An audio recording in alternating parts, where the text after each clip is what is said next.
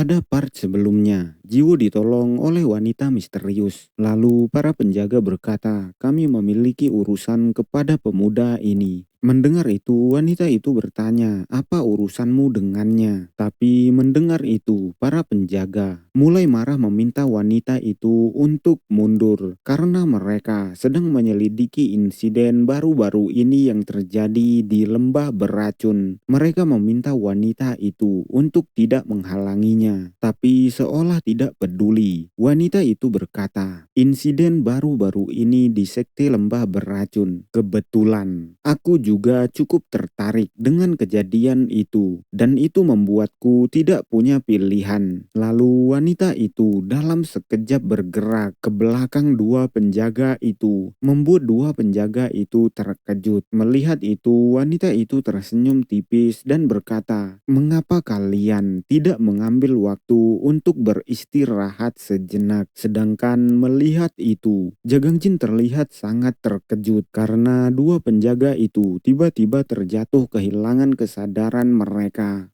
Lalu sembari melangkah ke arah Jagangjin, wanita itu berkata, mereka akan bangun dalam 2 jam. Sedangkan melihat itu, Jagangjin yang terkejut hanya bisa bergumam berkata, aku tidak bisa melihat gerakannya dengan mataku. Dia seorang ahli. Dan melihat Jagangjin yang hanya diam, wanita itu membuka kipasnya lalu bertanya, maukah kamu ikut denganku anak muda? Mendengar itu, Jagangjin hanya terdiam dan melanjutkan gumamannya berkata, mustahil bagiku untuk melarikan diri darinya. Aku tidak punya pilihan selain mengikutinya untuk saat ini. Jagangjin juga bertanya-tanya, siapa wanita ini? Lalu beberapa saat kemudian, mereka datang ke rumah makan. Lalu wanita itu menuangkan minuman dan meminta Jagangjin untuk meminum. Mendengar itu, Jagangjin hanya terdiam dan mencoba mengambil gelasnya. Melihat Jagangjin yang mengambil gelas, wanita itu terlihat sangat terkejut akan sesuatu, dan Jagangjin tiba-tiba terlihat sangat kesakitan di tangannya. Melihat hal itu, wanita itu berkata, kau tidak dapat mengontrol kekuatan batinmu ketika aku hanya mengeluarkan sedikit niat membunuh. Aku tidak percaya orang sepertimu dapat membunuh Wijong. Selain itu, berpikir bahwa kau memusnahkan semua orang yang hadir di konferensi sekte racun itu sedikit berlebihan. Merespon itu, Jagangjin bertanya, apakah kau berada di sini untuk membalas dendam mereka? Dan menjawab itu, wanita itu tersenyum lalu berkata, Wijong adalah seseorang yang pantas untuk mati, tapi aku tertarik dengan kejadian itu. Aku pingsan setelah kalah dalam pertarungan melawan Wijong, dan apa yang terjadi setelah itu, aku tidak tahu. Mendengar itu, wanita itu bertanya, jadi kau bilang bukan kau yang melakukannya? Menjawab itu dengan singkat, Jagangjin berkata, benar. Merespon itu seolah tidak peduli. Wanita itu berkata, apapun itu. Lalu dia bertanya, apakah Jagangjin tahu seseorang yang dijuluki si pincang racun yang mengerikan? Mendengar itu, Jagangjin hanya terdiam dan wanita itu melanjutkan, mereka adalah orang yang dikatakan bertanggung jawab atas apa yang terjadi di Unam, dan mereka telah mendapatkan perhatian di wilayah Kangho baru-baru ini. Sepertinya mereka dijuluki seperti itu karena mereka adalah orang pincang yang menggunakan racun dengan kejam. Mendengar itu, Jagangjin hanya terdiam dan wanita itu tersenyum lalu melanjutkan, benar, mereka sedang membicarakanmu anak muda, dan ada desas-desus bahwa mereka adalah seseorang pembunuh yang dididik oleh sekte laser, karena beberapa orang berpikir bahwa hanya laser, sekte yang akan menggunakan sesuatu seperti ini untuk mengambil alih wilayah Unam. Menjawab itu, Jagangjin menggeleng lalu berkata, aku tidak punya hubungan dengan sekte laser. Menjawab itu, wanita itu berkata, aku tahu karena aku tidak memiliki kenangan mengasuh seseorang sepertimu. Mendengar itu membuat Jagangjin terkejut lalu bergumam berkata, dia Pasti dari sekte laser kalau begitu. Tapi sebelum Jagangjin menyelesaikan gumamannya, wanita itu tersenyum dan berkata, tapi orang percaya apa yang ingin mereka percayai. Dan bukankah itu tidak adil bagi kami jika kami, laser sekte, disalahkan atas semua yang telah terjadi di sekitarmu. Untuk itu ada dua solusi. Kita bisa menangkap pembunuhnya untuk membuat rumor itu benar, atau untuk memastikan bahwa kita tidak akan disalahkan atas insiden ini lagi. Kita bisa menyingkirkan akar masalahnya. Mendengar itu, Jagangjin hanya terdiam. Apa yang baru saja kau katakan itu salah. Orang tidak akan percaya sesuatu jika itu benar-benar tidak bisa dipercaya.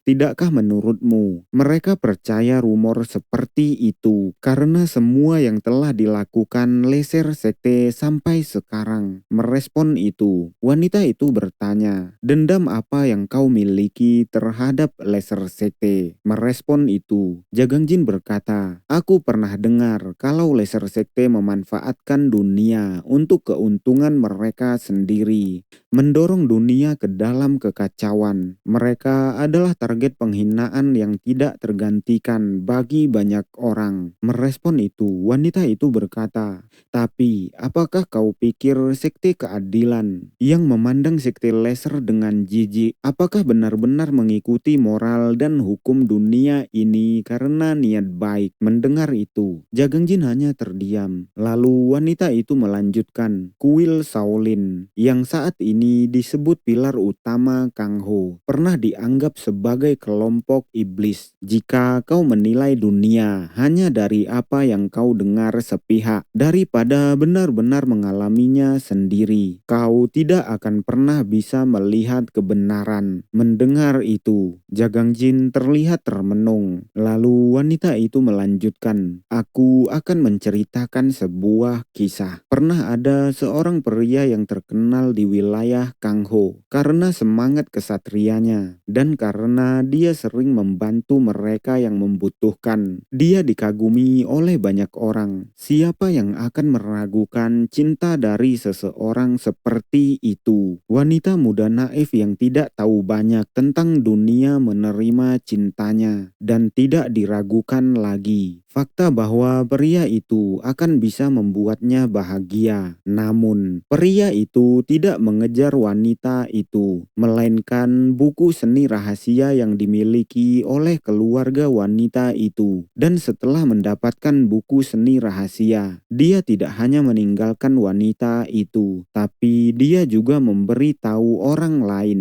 bahwa keluarganya adalah bagian dari sekte demon yang mengarah pada pemusnahan mereka. Dan pria itu dianggap sebagai orang benar yang bahkan akan membuang istrinya sendiri demi kesatrianya. Setelah itu, wanita itu bertanya kepada Jagangjin, apa pendapatmu tentang cerita ini? Menjawab itu, Jagangjin berkata, kita harus membunuh orang itu. Mendengar jawaban Jagangjin, wanita itu terkejut, lalu tertawa sangat keras dan berkata, sungguh jawaban yang lucu. Kau sangat berani, seperti yang diharapkan dari orang yang menghadapi seluruh sekte racun sendirian sebagai keturunan sekte obat. Mendengar itu, Jagangjin bergumam berkata, dia tahu banyak tentangku. Lalu dia berkata, itu benar, namaku Jagangjin, keturunan dari sekte lembah 100 bunga kesedihan, dan aku telah membalas sekte obat yang menjadi korban dan jatuh secara tidak adil karena sekte racun. Mendengar itu, wanita itu bertanya, sekarang setelah sekte racun dimusnahkan, apakah balas dendammu sudah berakhir? Menjawab itu, Jagangjin berkata, belum ada yang berakhir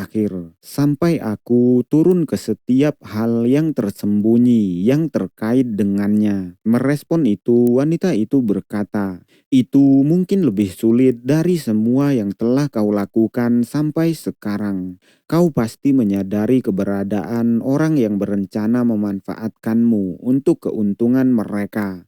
jika kau tidak bertanggung jawab atas insiden itu, orang itu harus bertanggung jawab atas apa yang terjadi di konferensi sekte racun. Merespon itu, Jagangjin berkata, dan aku akan memastikan orang itu membayar atas perbuatan mereka. Lalu wanita itu berkata, baiklah, aku suka tekadmu. Aku ingin membuat rumor itu benar dengan bekerja sama denganmu. Mendengar itu, Jagangjin bertanya, apa ada alasan mengapa aku harus menerima tawaranmu? Mendengar pertanyaan itu, wanita itu berkata sembari mengangkat gelasnya, karena aku bisa memberimu kekuatan yang kau butuhkan. Mendengar itu, Jagangjin hanya terdiam. Lalu wanita itu berkata, namaku adalah Ryungkung di wilayah Kangho. Mereka menyebutku gadis keadilan yang tidak tergoyahkan. Mendengar itu membuat Jagangjin sangat terkejut, lalu berkata, gadis keadilan yang tidak tergoyahkan, dan bergumam, aku pernah mendengar bahwa Lesser Sekte di wilayah timur ada penguasa dengan otoritas di mana-mana. Bahkan aku yang berada di pinggiran wilayah Unam bisa mengetahui namanya di Sekte Lembah 100 Bunga Kesedihan, Jenderal Wanita Mutlak, dan Ibu Baptis dari Lesser Sekte, Yohwa, gadis keadilan yang tidak tergoyahkan. Melihat Jagangjin yang hanya terdiam, wanita itu berkata, aku akan mengajarimu teknik seni bela diriku dan memberimu sumber daya yang diperlukan. Dengan melakukan ini, kau bisa membalas dendam, dan aku akan bisa menggunakanmu untuk mencapai apa yang aku inginkan. Mendengar itu, Jagangjin bergumam berkata, dia bukan hanya perwira biasa di Sekte Lesser. Dia adalah kepala Sekte Lesser. Kedepannya aku harus menghadapi musuh yang lebih kuat dan akan bodoh untuk menolak tawaran seperti ini. Namun, Jagangjin menghela nafas lalu berkata, aku harus menolak tawaranmu. Mendengar itu, membuat wanita itu terkejut dan bertanya, apa? Apa kau tidak menyadari situasi yang kau hadapi sekarang? Perhatian seluruh dunia murim tertuju padamu dan banyak yang mencarimu. Bertarung sendirian dalam situasi ini tidak lebih dari bunuh diri. Merespon itu, Jagangjin berkata, balas dendamku hanya milikku sendiri dan aku tidak ingin mendapatkan bantuan dari orang lain. Dan jika bantuan itu menggunakanku sebagai umpan. Jagangjin berhenti, membuat wanita itu terdiam, lalu berkata, jangan lupa apa yang ku katakan. Aku bilang, kalau hanya ada dua solusi, jika kau menolak tawaranku, aku tidak punya pilihan selain memilih opsi lain. Mendengar itu, Jagangjin bergumam, berkata, aku tidak bisa membiarkannya mengendalikanku. Dia mendekatiku berpura-pura tidak tahu tentangku, padahal sebenarnya dia tahu semua tentangku, dan dia menyebutkan keberadaan seseorang yang berencana menggunakanku untuk keuntungan mereka. Tapi tujuan sebenarnya adalah menggunakanku sebagai umpan untuk menangkap orang yang sebenarnya berada di balik segalanya. Tidak hanya tidak ada jaminan bahwa dia akan memberiku kekuatan yang kubutuhkan, tapi juga dengan menerima tawarannya, aku akan menjalin hubungan dengan Sekte Lesser. Balas dendamku adalah untuk mereka yang kehilangan nyawanya secara tidak adil. Jagangjin mulai mengeluarkan jarum dari bawah tangannya yang gemetar, lalu berkata, kau membuatku.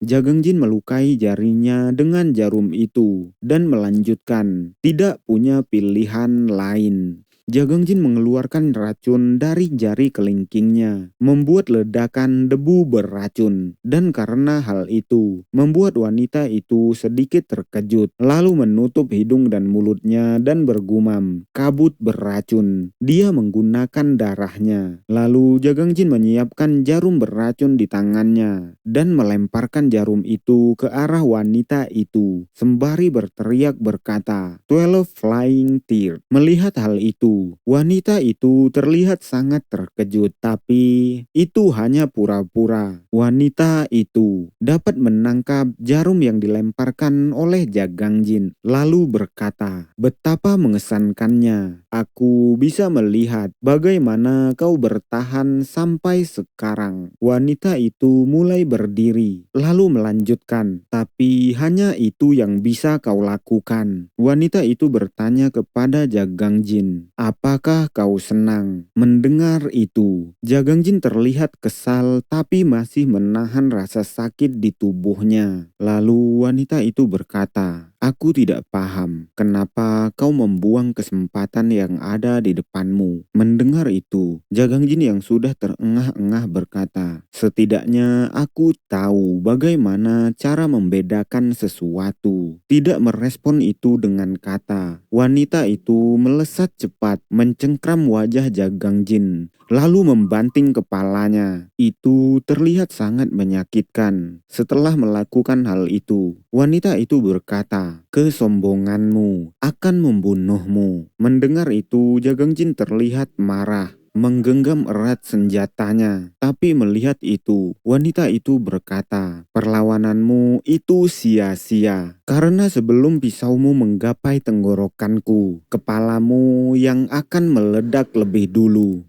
Mendengar itu, Jagang Jin berkata, "Sekarang apa yang kau lakukan akan membawa perhatian semua orang. Akan ada banyak orang yang akan mulai berkumpul di sini. Dan menurutmu, apa yang akan terjadi kalau mereka menyadari bahwa kepala sekte laser ada di sini?" Dan karena kalimat Jagang Jin, suasana di sekitar menjadi senyap untuk sementara. Lalu wanita itu berkata, "Jadi itu yang kamu pikirkan." Lalu dia berteriak berkata, "Semuanya, kalian boleh pergi." Itu sontak membuat semua orang yang ada di sana memberi hormat lalu berkata, "Sesuai perintah Anda."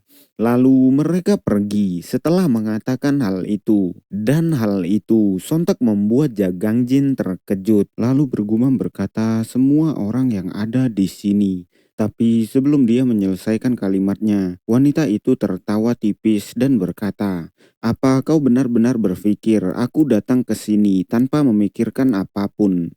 Kamu telah kehilangan satu-satunya harapanmu. Apa yang akan kamu lakukan sekarang?" Wanita itu mengeluarkan auranya, menekan Jagang Jin dan berkata, "Bahkan kalau kamu bekerja sama dengan sekte laser, paling kamu akan dijadikan umpan. Tidak akan ada yang rugi. Kita akan menyingkirkan musuh bersama saat kamu mendapatkan kekuatanmu kembali. Tidakkah kamu siap untuk melakukan apapun demi balas dendammu?" Mendengar itu, Jagang Jin bertanya, "Cerita tentang seorang pria sopan dan wanita yang sopan. Kamu termasuk yang mana? Dari apa yang aku lihat sekarang, kau lebih mirip dengan pria yang sopan. Kalau mengancam orang lain untuk mendapatkan apa yang kamu inginkan adalah cara sekte laser, aku harus menolak tawaranmu." Mendengar itu, wanita itu terdiam, terlihat memikirkan sesuatu. Lalu dia bergumam berkata, "Mengancam orang lain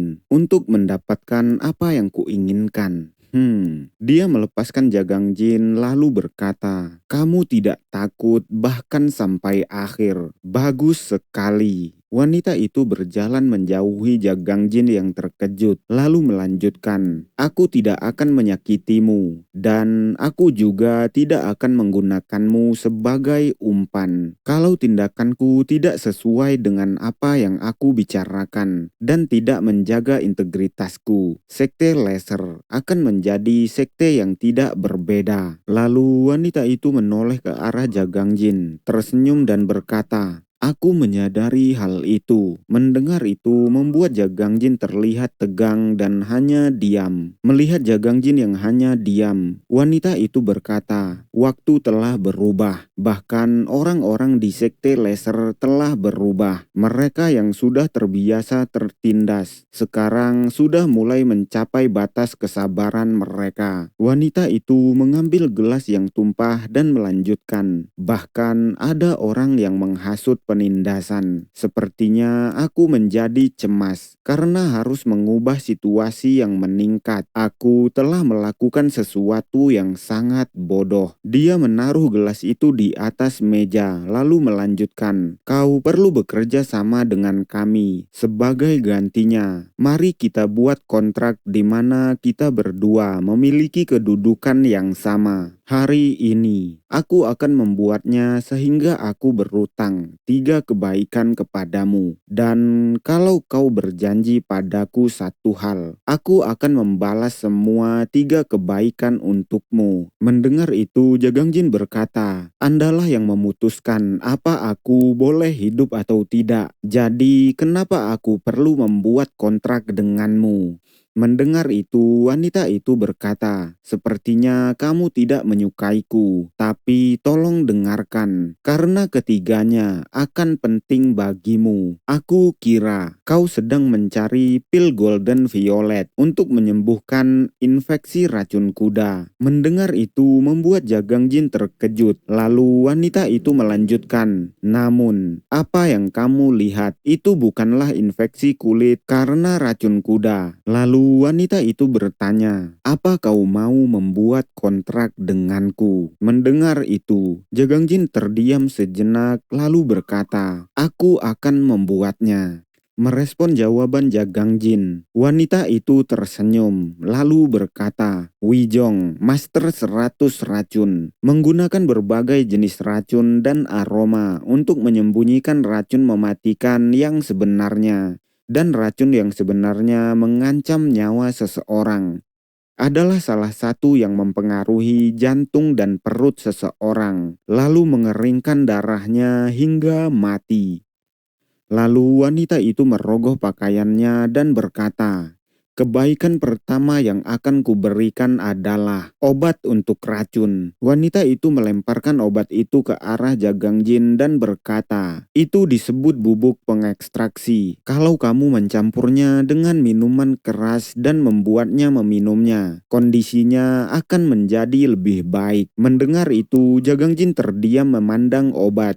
Dan wanita itu melanjutkan, "Lalu kebaikan keduaku adalah kekuatan, karena kamu menolak untuk menerima seni bela diri yang aku berikan kepadamu. Jadi kamu akan mendapatkan manfaat dari mempelajari satu hal ini." Wanita itu mendemonstrasikan kekuatannya, lalu berkata, "Kamu bisa membersihkan bagian dalammu, mulai dari ujung jari kakimu, lalu mengalirkannya ke siku dan lututmu, terus ke bagian tengah tubuhmu, dan melalui bahumu, sampai ke ujung jarimu. Rasakan aliran ki dengan ujung jari kakimu." Mendengar itu, Jagangjin hanya terdiam, dan wanita itu melanjutkan, "Seret ke ujung jarimu dan biarkan keluar." Wanita itu mengangkat kedua jarinya, membuat tembakan tenaga dalam keluar dari jari wanita itu terlihat sangat kuat. Melihat itu, Jagangjin hanya terdiam, dan wanita itu melanjutkan, "Nama gerakan ini adalah peluru panah membelah. Meskipun sederhana, kamu tidak boleh salah." Lalu wanita itu bertanya, "Apakah kamu bisa mengingatnya?" Menjawab itu, Jagangjin berkata, "Ya, aku bisa." Lalu wanita itu melanjutkan, "Dan alasanku mengajarimu gerakan ini berhubungan dengan kebaikan ketiga. Kebaikan ketiga dariku adalah informasi. Seperti bagian aku bisa menemukanmu, ada orang lain yang bisa melakukannya juga." Mendengar itu membuat Jagangjin terkejut. Lalu kita dipindahkan ke rumah Paman Jang. Terlihat Paman Jang sangat kesakitan, dan ada beberapa orang yang menyusup ke dalam. Dan wanita itu melanjutkan berkata, "Mungkin mereka sudah menemukan jalan ke tempat tinggalmu sekarang, dan ada orang yang sangat berbahaya di antara kelompok itu. Seorang yang terkenal di Kangho, yang juga merupakan salah satu dari 3 naga dan burung besar." Prodigios, Great Bird, Jegalion. Kamu harus mempersiapkan dirimu. Mereka adalah ahli yang kekuatannya tidak bisa dibandingkan dengan sekte lembah beracun di Unam yang telah kamu hadapi sampai sekarang. Mendengar itu, Jagangjin melihat tangannya lalu bergumam, apakah aku benar-benar bisa melawan ahli seperti itu dengan kondisiku seperti ini? Melihat Jagangjin, wanita itu berkata, setiap kali kamu berada di dalam situasi bahaya, ingat gerakan yang aku ajarkan. Kamu akan membutuhkan itu untuk mengalahkannya, terutama mengingat kondisimu saat ini. Mendengar itu, Jagangjin terlihat terkejut, lalu berkata, tolong beritahu aku satu hal yang kamu inginkan dariku. Mendengar itu, wanita itu terdiam, lalu berkata, di masa depan, kalau aku memintamu, tolong selamatkan nyawa seseorang itu walaupun itu adalah seseorang yang sangat ingin kau bunuh. Mendengar itu, Jagangjin bertanya, apakah hanya itu? Dan menjawab itu, wanita itu berkata, benar, hanya itu. Lalu Jagangjin dibuat terdiam, lalu berkata, aku akan melakukan seperti yang kamu katakan. Merespon itu, wanita itu tersenyum dan berkata, baik sekali. Lalu memutar tubuhnya dan melanjutkan, aku pikir kita sudah cukup berbicara untuk saat ini. Aku minta maaf karena memperlakukanmu dengan kasar. Aku berdoa, semoga kamu selamat dan akan datang suatu hari di mana kita bisa bertemu lagi. Lalu wanita itu berpamitan, berkata dia harus pergi dan meninggalkan Jagangjin sendiri dalam diam. Lalu bergumam berkata, gadis kebenaran yang tidak tergoyahkan dan riungkung. Aku tidak berdaya di hadapannya. Mengingat itu membuat Jagangjin mengepalkan tangannya lalu melanjutkan, aku merasa seperti akhirnya aku membuka mataku terhadap kenyataan. Sekarang aku telah bertemu banyak ahli berturut-turut di jalan yang harus aku ambil. Banyak musuh yang berbahaya menungguku. Jagangjin mulai melangkah meninggalkan tempat itu, lalu melanjutkan, tapi aku tidak bisa berhenti di sini. Aku harus mengerahkan semua yang kumiliki untuk mengikuti jalan yang telah kupilih, seperti yang telah aku lakukan selama ini. Lawanku berikutnya adalah Prodigios Great Bird. Lalu kita dialihkan ke tempat Prodigios. Seseorang menyapanya berkata, kami telah menemukan seorang pria yang tampaknya menjadi rekannya. Jadi kami telah menangkapnya. Namun, aku tidak berpikir pria itu ada di sini. Mendengar itu, wanita itu berkata, ternyata begitu. Dia pasti sudah kabur. Melarikan diri adalah tindakan yang sia-sia. Aku pasti akan menangkapmu sendiri.